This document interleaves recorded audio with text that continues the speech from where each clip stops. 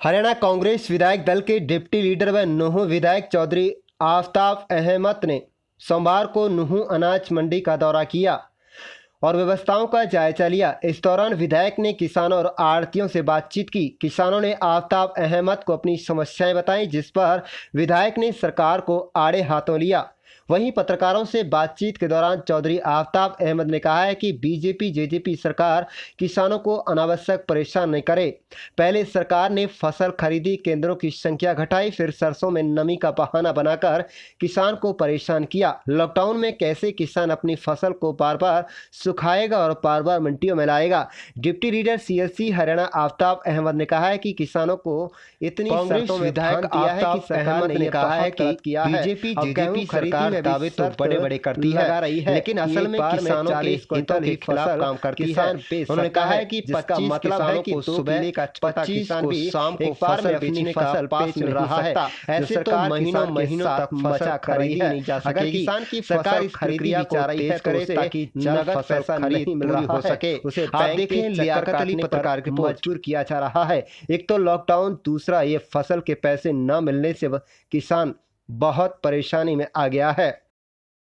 तो मैं कहूँगा कि हरियाणा में भारतीय जनता पार्टी और जजपा की जो सरकार है वो दावे बहुत बड़े बड़े करती है। किसानों का एक एक दाना लिया जाएगा। आप देख सकते हो कि किस तरीके से सरसों का लेके जब किसान आया तो उसको परेशानी हुई, उसको इतनी शर्तों में बांध दिया गया कि उसमें जो है अभी तक इतनी बड़ी मंडी नूंह की है, अभी तक भी उसमें कितने जो है जमींदारों ने कितने ने मतलब करा है। अभी सैकड़ों, 3 दिन में भी सैकड़ों से ऊपर ही जमींदार फारिग हुए हैं। इसी तरीके से जब गेहूं की बारी आती है, कहीं गेहूं की सीमा लगा दी कि इतनी जमींदार जो है इतनी 40 क्विंटल तक गेहूं बेच सकता है। कहीं उसकी पेमेंट के लिए जो है उसके लिए अगर उसको तुरंत ज़रूरत है तो उसको बैंक में अपनी जानी पड़ेगी और बैंक्स के माध्यम से उसको पेमेंट मिलेगी।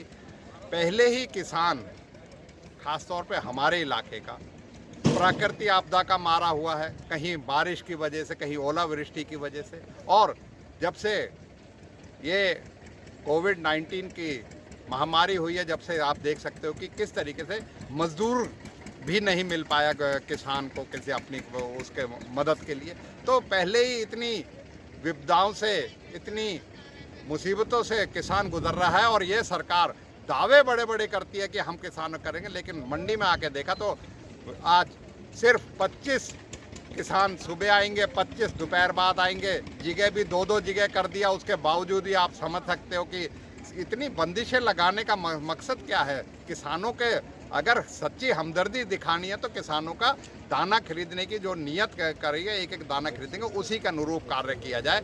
और हम आज यही मांग करते हैं आड़तियों से बैठ के सरकार जो उनके इश्यूज़ हैं उनको भी करे, क्योंकि किसान को और आड़ती का बहुत पुराना एक नाता है।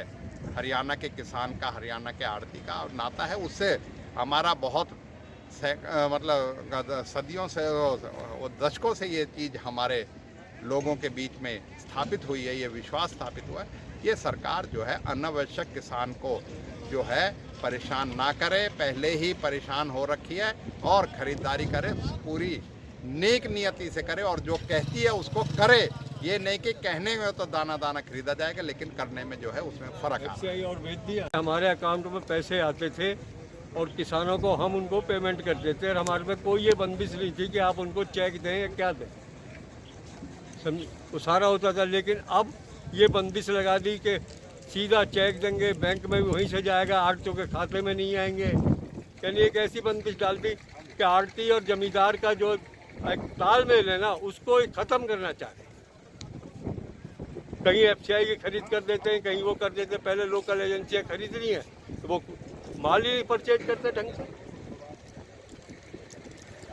किसान तो जो है, अब ये ट्रैक्टर आते, किसान कहेगा 50,000 का माल आता है, भाई 20,000 दियो लाला, मुझे तो सामान लाना है, उसको 20,000 हम कहाँ से दें? तो सरकार का जब चेक आएगा वो भी उसके खाते में आएगा, हमसे 20,000 और ले जाएगा, कहाँ से दें वो पेमेंट हम उनको?